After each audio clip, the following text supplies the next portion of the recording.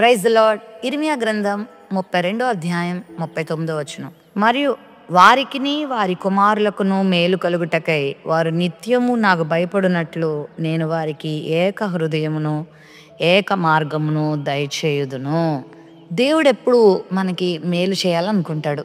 మనకు కీడు చేసేవాడు కాదాయన, మేలు చేసేవాడే.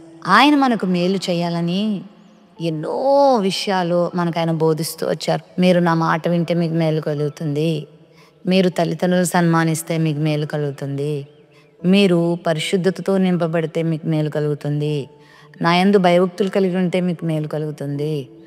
ఇలా ఎన్నో విషయాలు ప్రభు మనతో మాట్లాడుతూ మేలు చేయటానికి ఆయన ఇష్టపడుతూ ఉన్నాడు. తన బిడ్డలకు ఆయన ఇస్తున్న వాగ్దానం ఏంటంటే, నేను మీకును మీ సంతానానికి మీ పిల్లలకి ఎల్లవేళలా మేలు చేస్తాను.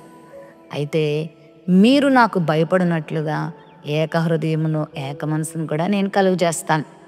ప్రభు దగ్గరకు వచ్చి మనము ప్రభు మీద ఆధారపడినప్పుడు హృదయంలో ఏకత్వాన్ని, కుటుంబంలో ఏకత్వాన్ని, దేవుని అనుసరించే మనసును కూడా దేవుడు మనకిస్తాడు. ఎజ్రా కాలంలో దేవుని ప్రజలైన వారు చెరలో నుండి బయటకు రప్పించబడుతున్న సమయంలో ఆ యెరూషలేమునకు ప్రయాణం చేయవలన్న ఆ తాత్పర్యానికి వాళ్ళందరూ ఏకీభవించి సమకూర్చబడ్డారు.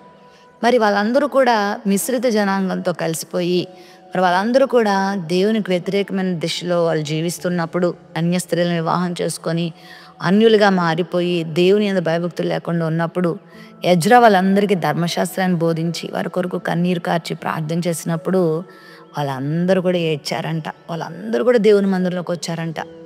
వర్షం వస్తున్నా కూడా తడుస్తూ కూడా దేవుని సన్నిధిలో వాళ్ళు కన్నీరు కార్చి ప్రార్థన చేశారట.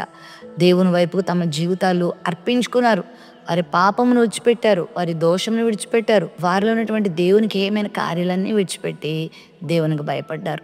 ఎప్పుడైతే దేవునికి భయపడ్డారో నీతిని నేర్చుకున్నారు. ఎప్పుడైతే నీతిని నేర్చుకున్నారో వారు మేలు పొందారు. మరి నీ జీవితంలో కూడా నువ్వు మేలు పొందడానికి దేవుని భయం చాలా అవసరం.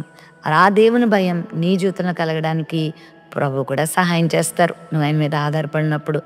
నీ కుటుంబంలో దేవుని భయం లేదా? నీ కుటుంబంలో ఏక మనసు లేదా? ఏకాత్మ లేదా? దేవుని వైపుకు నువ్వు తిరిగితే, దేవుని మీద నువ్వు ఆధారపడితే గొప్ప సహాయాన్ని ఆయన దయచేస్తారు, నీకు మేలు చేస్తారు, కుటుంబంలో ఏక మనసు ఇస్తారు, సంఘంలో ఏక మనసు ఇస్తారు, నీ జీవితంలో సమాధానం ఇస్తారు.